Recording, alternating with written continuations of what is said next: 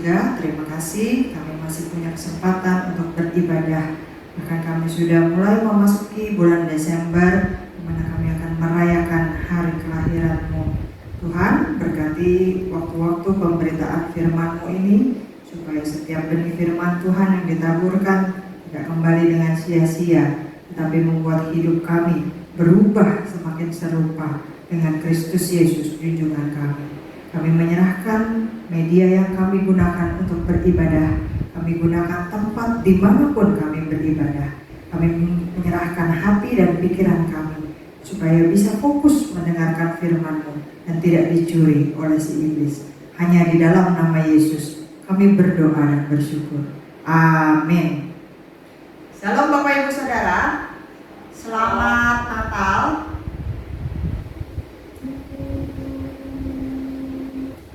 Shalom Bapak Ibu Saudara, selamat Natal. Ya, kita sudah memasuki bulan Desember, tidak terasa ya.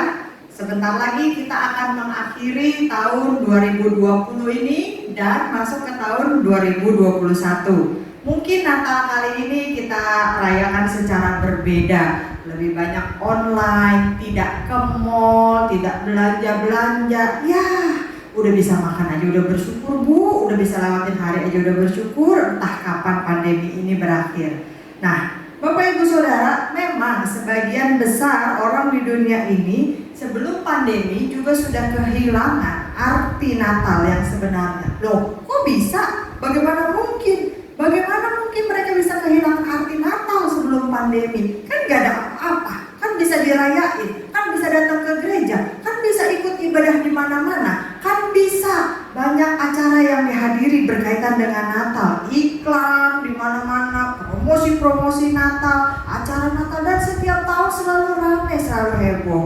Nah, Bapak Ibu, walaupun banyak orang yang merayakan Natal, tapi kebanyakan mereka nggak tahu seapa arti sebenarnya dari Natal tersebut. Ya, mereka mungkin tahu Natal artinya itu Tuhannya orang Kristen katanya lahir. Atau bagi kita, orang-orang Kristen, kita memperingati, merayakan hari kelahiran Yesus Kristus. Nah, bagi kita yang mengerti dan mengasihi Kristus, Natal harusnya kita fokuskan waktu kita untuk mengenang kelahiran Kristus. Tapi seringkali kita terjebak di dalam pusaran kegiatan Natal yang melewatkan arti sebenarnya, tujuan sebenarnya, makna sebenarnya dari Natal itu.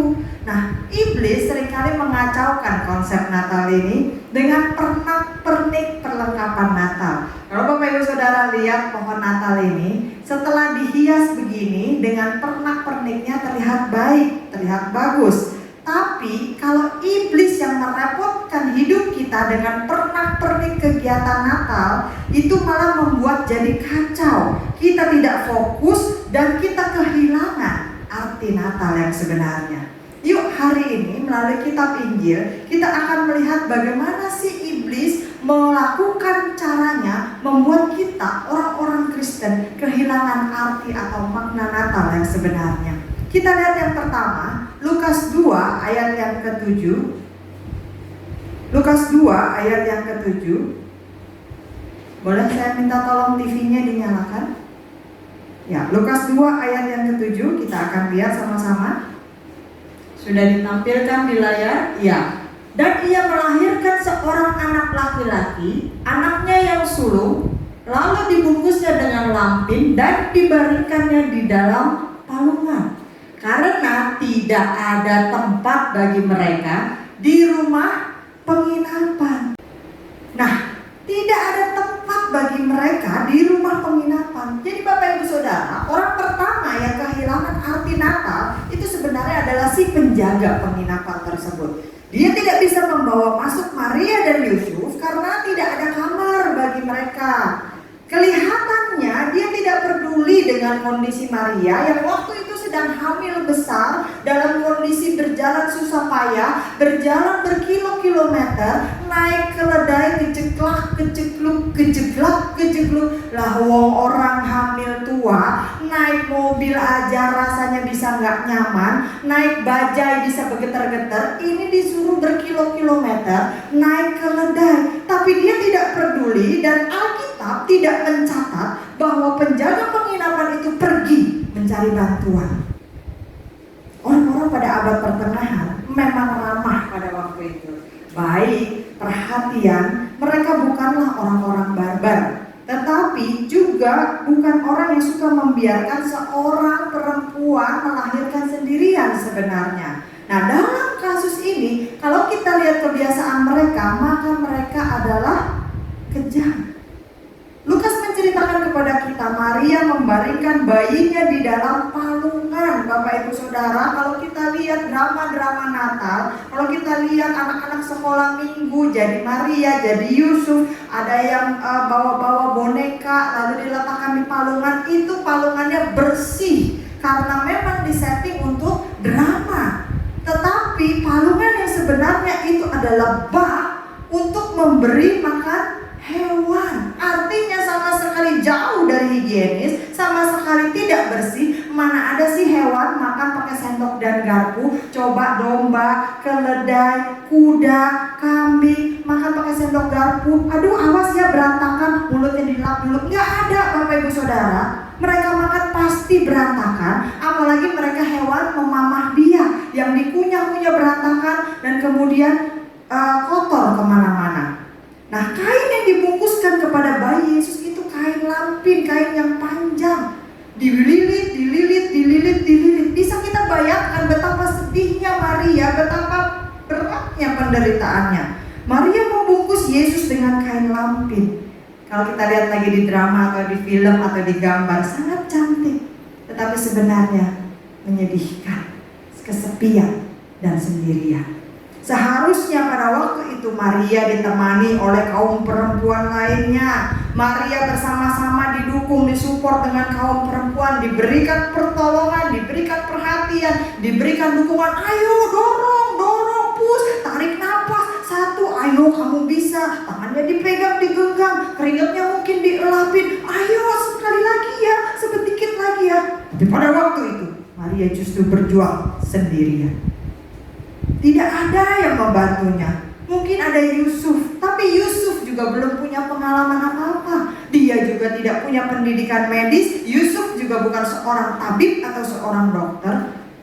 Dia mungkin juga gugup menyaksikan bagaimana proses kelahiran bayinya yang pertama. Tidak ada keterangan apapun di dalam Alkitab tentang penjaga penginapan tersebut bahwa akan mencari bantuan, mencarikan kamar, mencarikan pertolongan untuk Maria yang sedang hamil besar pada waktu itu. Penjaga itu sibuk karena penginapannya penuh akibat sensus yang berlangsung di Bethlehem. Banyak orang seperti penjaga itu, di mana ruang hati dan jiwa mereka dipenuhi oleh hal-hal yang kurang penting atau bahkan tidak penting sama sekali, tidak berguna sama sekali, sehingga mengakibatkan kehilangan arti kelahiran bayi Yesus sebagai juru selamat di dalam hidup mereka. Kenapa? Sibuk mengurusi pernak-pernik, aksesoris, kue, seragam. Bapak Ibu Saudara, seragam pada waktu Natal biasanya itu menjadi bibit konflik. Coba dipilih dulu modelnya apa. Udah dari A sampai Z dipilih, akhirnya model A. Habis pilih model, pilih warna. Udah dari warna Mejiku Hibiniu gitu, ditentukan warna oranye. Habis itu ukuran, ada yang super besar, super kecil, ada yang sedang-sedang aja, ada ternyata ukurannya nggak ada, mesti bikin lamanya segala macam. Aduh, banyak yang menjadi bibit konflik. Tetapi bukan itu bagian terpenting dari Natal. Bagian terpenting dari Natal adalah bagaimana melalui kelahiran bayi Yesus Kristus pada waktu itu keselamatan diberikan bagi umat manusia. Itu artinya Natal. Jadi yang pertama, bagaimana cara iblis membuat kita kehilangan Natal adalah karena kita sibuk sendiri, repot sendiri. Yang kedua, apalagi yang bisa kita pelajari? Takut disaingi. Bapak Ibu Saudara, dalam Injil Matius 2, yuk kita lihat Matius 2 ayat 1 sampai yang ketiga. Injil Matius 2 ayat 1 sampai yang ketiga saya bacakan. Sesudah Yesus dilahirkan di Bethlehem di tanah Yudea pada zaman Raja Herodes, datanglah orang-orang Majus dari timur ke Yerusalem dan bertanya-tanya, di manakah dia raja orang Yahudi yang baru dilahirkan itu? Kami telah melihat bintangnya di timur dan kami datang untuk menyembah dia. Ketika Raja Herodes mendengar hal itu, terkejutlah ia beserta seluruh Yerusalem. Lanjut ayat yang ke-7 dan 8. Lalu dengan diam-diam Herodes memanggil orang-orang Majus itu dan dengan teliti bertanya kepada mereka bila mana bintang itu nampak. Kemudian ia menyuruh mereka ke Betlehem, katanya, pergi dan selidikilah dengan seksama hal-hal mengenai anak itu, dan segera sesudah kamu menemukan dia, kabarkanlah kepadaku supaya aku pun datang menyembah dia. Nah, Bapak Ibu Saudara, Herodes adalah raja pada waktu itu. Dia pura-pura ingin menyembah Yesus, padahal sebenarnya dia cemburu buta. Dia takut disaingi karena orang bilang, di mana raja orang Yahudi yang baru lahir itu? Hah? Ada raja lain selain dirinya? Herodes menjadi panik, gelisah. Kalau dalam kata Yunani-nya disebut taraso, karena dia takut ada saingan, ada kompetitor, ada raja lain yang akan menggantikan posisinya. Herodes adalah seorang yang pintar, Bapak Ibu Saudara. Dia seorang petarung yang cakap, orator dan diplomat yang hebat. Tetapi ia juga seorang yang kejam dan tidak kenal belas kasihan. Orang yang penuh iri hati dan curigaan. Takut, sangat takut sekali. Posisinya sebagai raja tergeser oleh siapapun. Ketika dia merasakan ada ancaman, Herodes menenggelamkan Aristobulus, saudara istrinya. Lalu mengadakan pemakaman megah, di mana di sana dia berpura-pura sedih, berpura-pura hancur hati dan mencucurkan air mata, padahal dia sendiri yang melakukan penenggelaman atau pembunuhan tersebut. Lalu kemudian Herodes membunuh istrinya sendiri, Mariam, juga ibu istrinya atau mertuanya, dan 2 anak kandungnya sendiri. 5 hari sebelum wafat, Herodes mengeksekusi atau membunuh anak kandungnya yang ketiga. Salah satu bukti terbesar dari kekejaman Herodes adalah menangkap dan memenjarakan warga-warga terhormat yang ada di Yerusalem. Dan ketika dia merasa kematiannya sudah dekat, dan dia merasa tidak ada orang yang sayang sama dia merasa ketika dia mati nanti gak akan ada orang yang bersedih untuknya, maka Herodes mulai membunuh para tawanan-tawanan tersebut, yaitu warga-warga terhormat yang dia tangkap. Supaya apa? Supaya warga Yerusalem bersedih, seolah-olah menangisi kematian Herodes. Sikap barbar Herodes mencapai puncaknya ketika dia memerintahkan pembantaian semua anak di Betlehem dan sekitarnya yang berusia 2 tahun ke bawah. Itu kita temukan dalam Matius 2 ayat yang ke-16. Dengan aksinya tersebut, Herodes berharap tidak ada lagi ancaman bagi posisinya sebagai raja. Tidak ada lagi yang mengancam kekuasaannya. Herodes kehilangan Natal. Why? Mengapa? Karena dia ketakutan, karena dia kecemburuan, karena dia takut disaingi. Jangan pikir, Bapak Ibu Saudara, tidak ada lagi orang-orang kejam di dunia ini seperti Herodes. Itu kan cerita zaman dulu. Itu kan cerita Alkitab. Itu kan zaman Raja Herodes. Baca dan tonton berita setiap hari. Kejahatan semakin merajalela. Banyak Herodes di zaman sekarang ini di dalam masyarakat.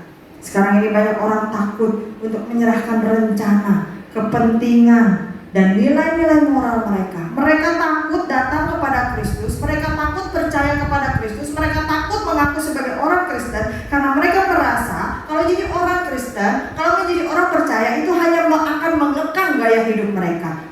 Jadi orang Kristen ribet bin repot, ini gak boleh, itu dilarang, ini jangan, itu berdosa. Yesus ingin memiliki kehidupan kita. Artinya kita harus mengubah kehidupan kita disesuaikan dengan apa yang Dia mau. Dunia berkata orang berhak atas hidupnya sendiri, hidup-hidup gua yang ngatur, duit-duit gua yang pakai, rumah-rumah gua, mobil-mobil gua, terserah gua dong, hak gua sendiri. Gua mau bikin apa dengan rencana gua? Itu kata dunia, Bapak Ibu Saudara. Dunia ini penuh dengan raja-raja tanda petik, orang-orang yang tidak mau tunduk kepada Kristus sehingga kehilangan makna Natal. Seperti Herodes, tidak mau disaingi, hanya mau menjadi yang utama di dalam hidupnya sendiri. Padahal kita sebagai orang-orang Kristen harus menaruh Kristus sebagai sosok yang paling utama di dalam hidup kita, dan kita melakukan penundukan diri di bawah kaki Yesus. Yang ketiga, apalagi yang iblis lakukan untuk membuat kita kehilangan makna Natal? Sombong, sotoy, atau sok tahu. Matius 2 ayat 4 sampai yang ke-6.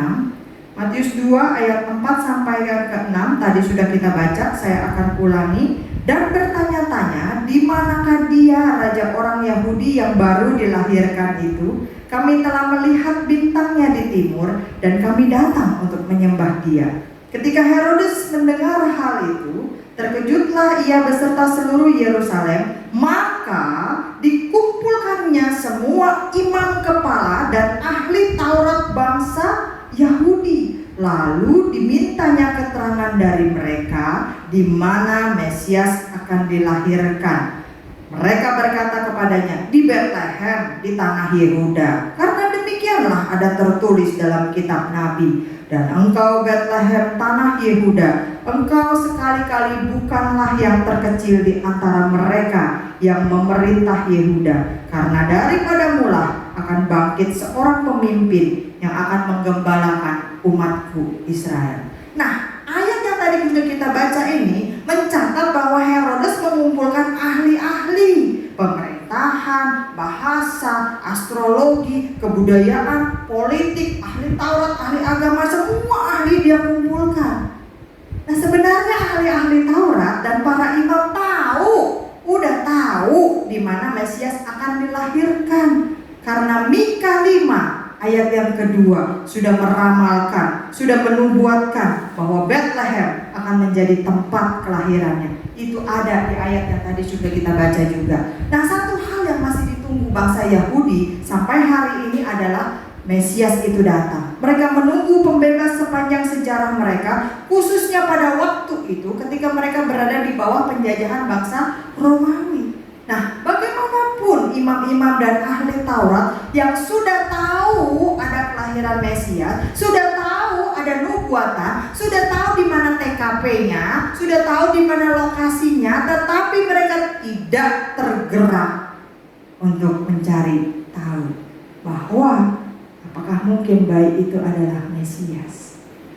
Ketika orang-orang dari luar, orang-orang Majus itu jauh-jauh datang mengikuti bintang mencari sang Mesias, justru para imam dan ahli-ahli Taurat yang sudah mempelajari nubuatan itu selama puluhan bahkan ribuan tahun, mereka yang lebih dekat, tetapi mereka tidak tergerak bahkan untuk datang dan ngecek benar nggak ini Mesias yang lahir sesuai dengan nubuatan yang selama ini kita pelajari.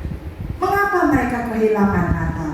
Karena mereka sombong, mereka sok tahu, mereka tidak peduli, mereka cuek, mereka merasa punya semua informasi, tetapi mereka tidak bisa menemukan Mesias karena mereka terlalu percaya dengan diri sendiri. Mereka hanya peduli dengan diri sendiri dan mereka merasa sebagai orang-orang yang paling tahu tentang Taurat. Mereka bangga dengan hal itu. Mereka bangga dengan kesombongan mereka sehingga menjadi lengah, sehingga menjadi lalai, sehingga menjadi orang-orang yang sok tahu. Ketika Yesus hadir, mereka malah membencinya, menghinanya, merencanakan pembunuhan dan mengincar darah Yesus tertumpah. Banyak sekali orang kehilangan arti Natal karena mereka tidak sadar bahwa mereka orang-orang berdosa. Mereka merasa diri mereka paling benar. Mereka merasa mereka tidak menyakiti orang lain. Mereka merasa punya aturan sendiri di dalam hidup mereka. Mereka cuek terhadap Kristus. Mereka menolak berita keselamatan. Mereka tidak peduli dengan Injil yang diberitakan. Mereka tidak tertarik berada di dalam keselamatan karena mereka pikir mereka bisa hidup sendiri dengan aturan dan kebenaran mereka sendiri. Mereka tidak mengerti bahwa upah dosa adalah maut. Roma 6 ayat yang ke-23. Kita lihat. Roma 6 ayat yang ke-23. Sebab upah dosa ialah maut, tetapi karunia Allah ialah hidup yang kekal dalam Kristus Yesus Tuhan kita. Dan Yesus Kristus lahir untuk membereskan dosa-dosa kita. Karena kita tidak bisa membereskan dosa kita sendiri, tidak bisa membereskan kekacauan kita sendiri, tidak bisa keluar dari kubangan dosa kita sendiri. Sebab itu kita butuh juru selamat. Tapi kalau kita sombong, kalau kita sok tahu, kalau kita merasa benar sendiri, maka kita akan kehilangan arti Natal tersebut. Lalu kita lanjut lagi. Apalagi yang iblis lakukan untuk membuat orang Kristen kehilangan arti Natal? Agama ritual, atau hanya sekedar tradisi, hanya sekedar seremoni. Lukas 2 mengindikasikan adanya kelompok lain yang juga kehilangan arti Natal. Gembala-gembala di padang pergi menyambut kelahiran juru selamat. Yang pergi siapa? Gembala. Kalau Bapak Ibu Saudara baca dari Lukas yang kedua. Tetapi banyak orang di Yerusalem tidak peduli. Gembala yang ada di padang, gembala yang ada di luar kota, gembala yang ada di tempat terpencil, sedang jauh dari kota, jauh dari keramaian, jauh dari pusat informasi. Mereka yang justru datang meninggalkan gembalaan mereka untuk mencari kelahiran juru selamat. Dari semua orang di Yerusalem, Allah memilih para gembala. Pada waktu itu adalah level yang paling rendah, kumpulan yang paling hina, yang dianggap kalau bapaknya udah jadi gembala, anaknya bakal turun lagi jadi gembala. Itu kasta yang paling rendah dan udah gak ada harapan seterusnya akan menjadi gembala. Mereka akan tinggal di luar kota untuk menggembalakan domba-domba mereka, entah itu domba sendiri ataupun menjadi gembala bayaran upahan dari domba-domba orang lain. Nah, mereka kumpulan yang paling hina ini justru menerima kabar paling penting tentang kelahiran Yesus, Sang Juru Selamat. Tidak seorang pun di Yerusalem melihat kelahiran Yesus selain orang-orang yang mereka anggap hina itu. Bapak Ibu Saudara, banyak orang-orang di Yerusalem kehilangan Natal.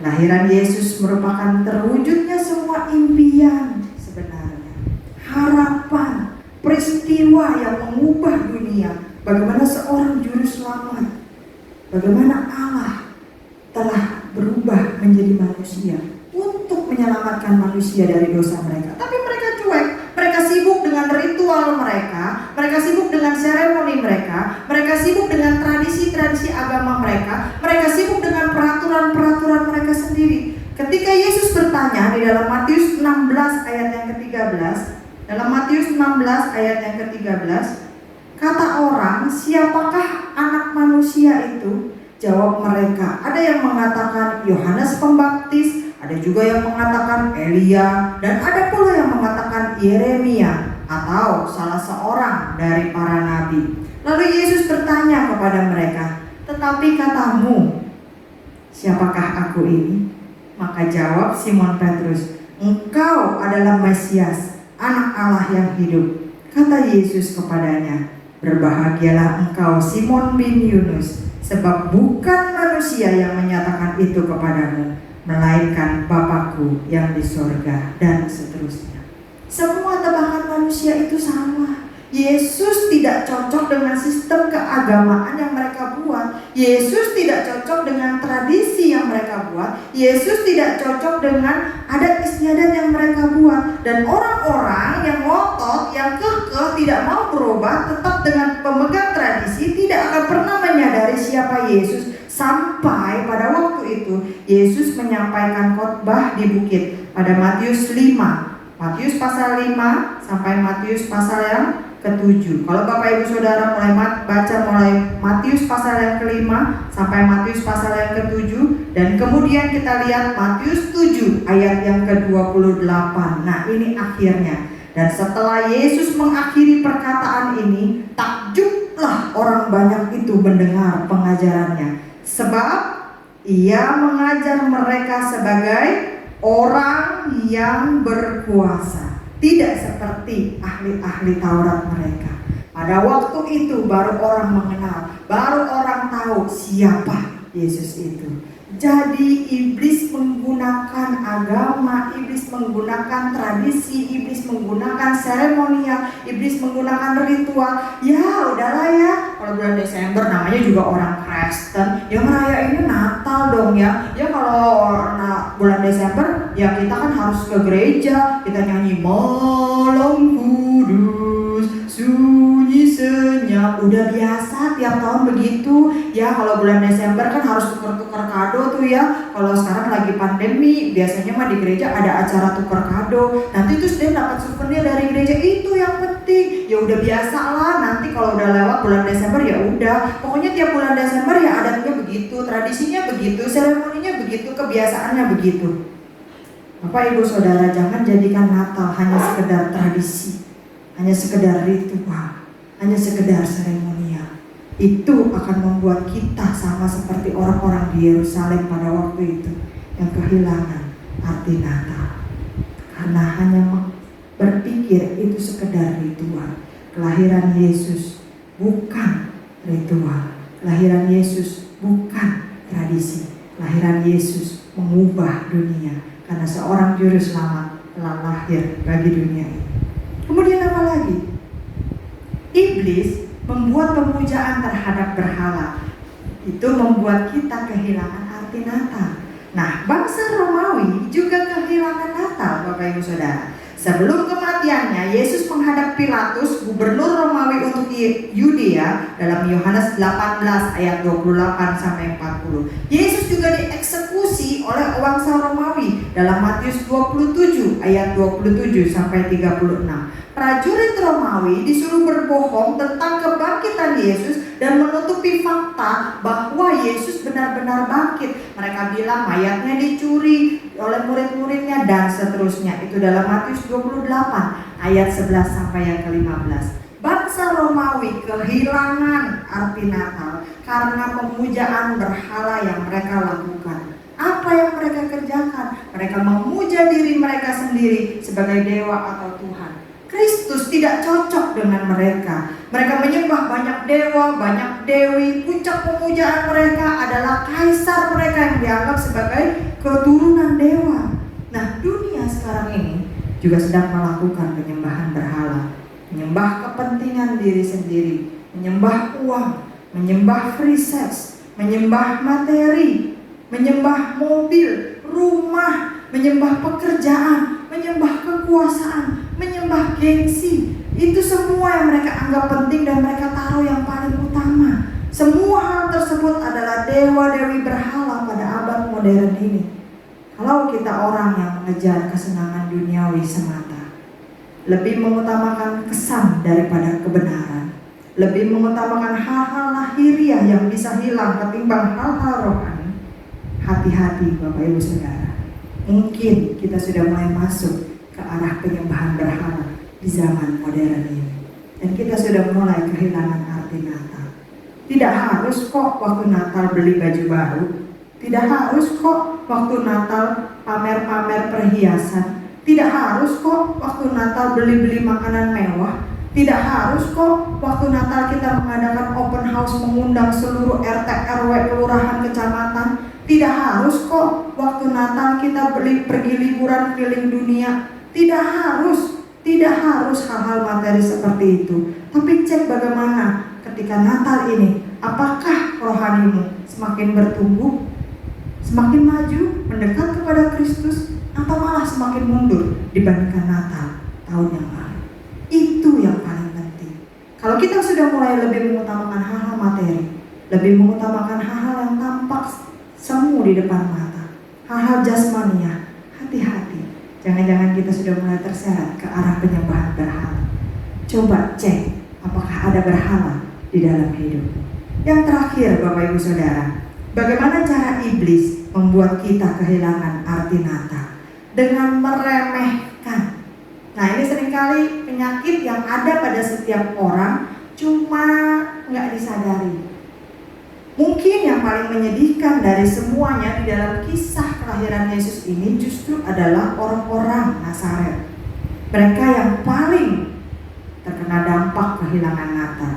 Yesus dibesarkan di kota Nazaret. Kalau Bapak Ibu Saudara lihat Lukas 2 ayat 39 sampai 47. Ketika Yesus kembali ke Nazaret, dia tidak seperti anak-anak umumnya di sana. Yesus menemani orang tuanya ke Yerusalem untuk merayakan Paskah pada umur 12 tahun. Yesus membaurkan diri dengan tanda petik doktor-doktor teologia di Bait Allah, berdebat kokoh diskusi dengan mereka. Yesus menghabiskan 30 tahun hidupnya di Nazaret, tapi tetap saja orang-orang Nazaret tidak mengenal dia. Lah, kok bisa begitu? Lukas 4 ayat 29 sampai 30. Lukas 4 ayat 29 sampai 30. Ini yang mereka lakukan. Mereka bangun. Siapa mereka? Orang-orang Nazaret. Lalu menghalau Yesus keluar kota dan membawa Yesus ke tebing gunung, tempat kota itu terletak, untuk melemparkan dia dari tebing itu. Mau bunuh Yesus, Bapak Ibu Saudara. Tetapi Yesus berjalan lewat dari tengah-tengah mereka lalu pergi. Kalau Yesus mau panggil pasukan malaikat dari sorga, bisa nggak? Bisa. Kalau Yesus mau turunkan api dari sorga menghanguskan orang-orang Nazaret yang berniat membunuh dia, bisa nggak? Bisa. Kalau Yesus mau panggil malaikat supaya dia loncat dari tebing dan kemudian bikin sesuatu yang fenomenal, bombastis, Yesus ditangkap oleh malaikat, bisa nggak? Bisa. Tapi Yesus, Alkitab bilang apa? Yesus berjalan lewat dari tengah-tengah mereka lalu pergi. Artinya dia nggak ladenin semua tindakan mereka. Dia tidak ladenin mereka yang meremehkan dia. Nah, ini menceritakan tragedi ketika Yesus mengatakan identitasnya kepada orang-orang Nazaret. Dia menghabiskan hidupnya di Nazaret, dia mengajar di Nazaret, tapi yang hanya mereka tahu, Yesus itu hanya anak Yusuf, anaknya si Ucup tuh, tukang kayu. Nggak ada yang istimewa, ya, anak tukang kayu. Setelah Yesus selesai mengajar di sinagoge, mereka malah mau membunuh Yesus karena mereka telah kehilangan arti Natal. Dikasih tahu hal yang benar, malah mau membunuh orang yang membawa kebenaran.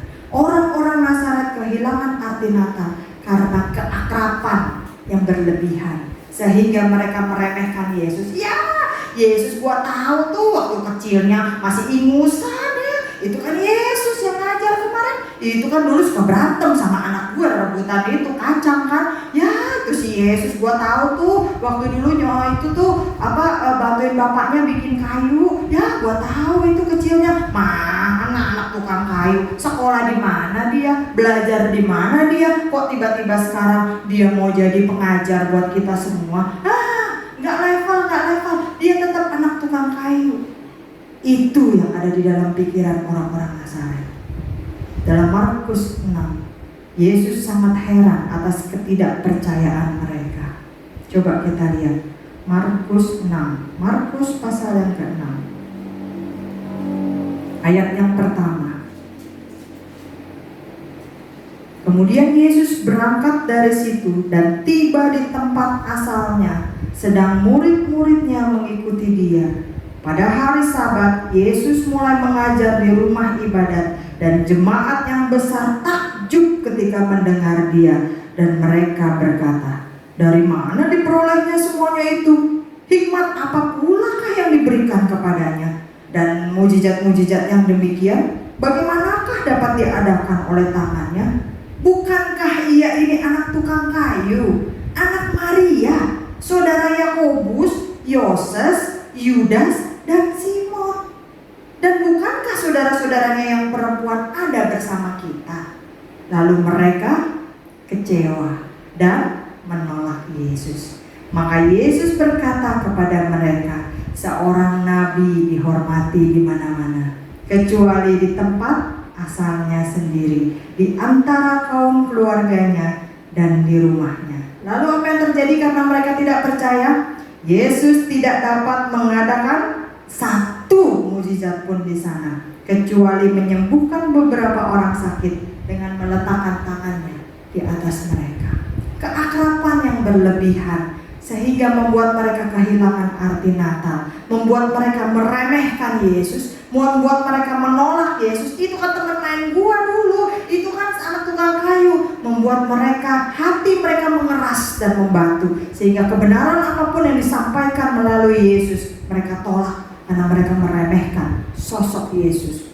Lebih baik kita merespon ketika hati kita lembut, atau hati kita akan menjadi keras dan kita tidak sempat lagi merespon. Kita lihat Amsal 29 ayat yang pertama. Siapa bersih tegang leher, walaupun telah mendapat teguran, akan sekonyong-konyong diremukkan tanpa dapat dipulihkan lagi. Jangan kita jadi orang seperti itu. Bapak Ibu Saudara, di balik 6 hal yang dilakukan oleh iblis yang membuat kita orang-orang Kristen kehilangan arti Natal, yang membuat orang-orang yang pada waktu itu, pada zaman Yesus juga kehilangan arti kelahiran Yesus sebagai juru selamat. Nah, pemicunya adalah satu, ketidakpercayaan. Banyak orang menolak percaya kepada Yesus. Rasul Yohanes berkata dalam Yohanes 1, kita lihat Yohanes 1 ayat 10 sampai yang ke-12. Ia telah ada di dalam dunia, dan dunia dijadikan olehnya, tetapi dunia tidak mengenalnya. Ia datang kepada milik kepunyaannya, tetapi orang-orang kepunyaannya itu tidak menerimanya. Tetapi semua orang yang menerimanya diberinya kuasa supaya menjadi anak-anak Allah, yaitu mereka yang percaya dalam namanya. Sekali lagi, pilihannya ada di tangan kita. Kalau kita mau menjadi orang-orang yang percaya dalam namanya, maka kita akan dijadikan anak-anak Allah. Kita akan diberikan kuasa. Apabila kita percaya kepada Kristus sebagai Tuhan dan Juru Selamat secara pribadi, maka Natal itu, kelahiran Juru Selamat itu pasti akan mengubah hidupmu. Karena kelahiran itu bukan hanya sekedar tradisi, bukan hanya sekedar ritual, tidak membuat kita sibuk sendiri dengan hal-hal yang sebenarnya tidak perlu di dalam hidup kita, tidak membuat kita takut tersaingi karena kita tahu harus meletakkan Yesus sebagai sosok yang paling utama di dalam hidup kita, dan juga tidak membuat kita menjadi orang yang sombong, tidak mau lagi mendengarkan kebenaran, tapi membuat kita justru menjadi orang yang rendah hati, tidak membuat kita melakukan penyembahan berhala apapun itu di dalam hidup kita, karena kita tahu hanya Allah saja yang patut untuk disembah, dan kita tidak meremehkan Yesus di dalam hidup kita. Amin buat firman Tuhan. Mari kita berdoa. Bapa di dalam surga, terima kasih untuk firman-Mu yang telah kami dengarkan. Kami tahu mungkin kesalahan-kesalahan ini tidak kami sadari ada di dalam hidup kami, karena memang begitulah cara kerja si iblis. Dia menipu, membohongi, dia memutarbalikkan, menjebak kami. Ampuni kami Tuhan kalau selama ini kami masuk ke bulan Desember, kami merayakan Natal dengan motivasi yang tidak benar, dengan tujuan yang tidak benar, dengan cara-cara yang salah.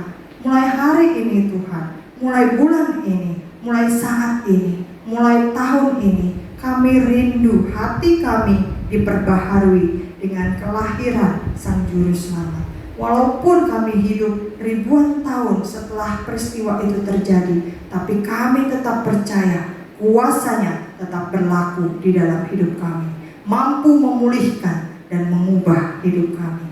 Kami mau menjadi anak-anak Tuhan yang sungguh-sungguh. Kami mau tidak kehilangan arti Natal itu. Kami mau lebih mementingkan Yesus di atas segalanya. Terima kasih Bapa. Hanya di dalam nama Yesus kami berdoa dan bersyukur.